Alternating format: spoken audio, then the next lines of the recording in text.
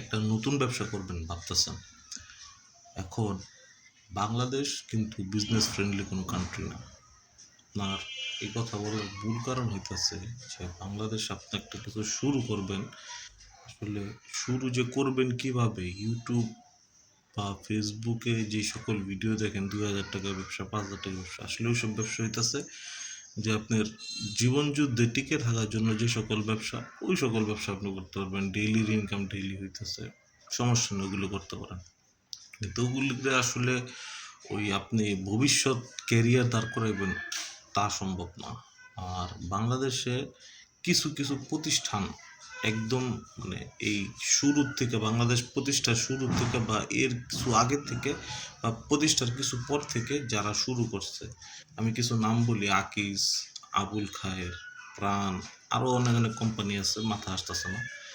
ওই সকল কোম্পানিতে যারা যখন শুরু করছে প্রথমে, তারাই বর্তমানে মানে সাকসেস, তারাই বাস, মানে তারা এরকম একটা পর্যায়ে নিয়ে গেছে ব্যবসাটা যে নতুন কেউ আর শুরু করতে পারবে না, নতুন কেউ ওনাদের পর্যায়ে যেতে পারবে না। আপনি করতে পারবেন মাসে 1 লাখ, 2 লাখ, 5 লাখ কামাইতে পারবেন, সমস্যা নেই।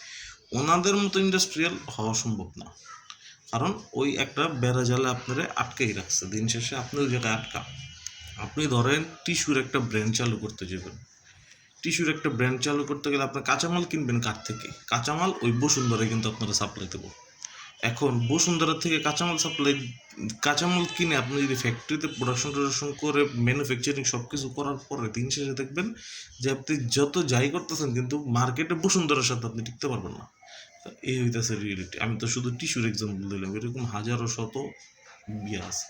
আর প্রতারণার যে বিষয়টা বলতেছিলাম, যে আপনি যা দিয়েই শুরু করেন, যা কিছু শুরু করেন, প্রতারিত আপনার হইতেই হবে। আপনি যত সতর্ক থাকেন কিচ্ছু করার না। আর ব্যবসা বিশ্বাস ছাড়া হয় না।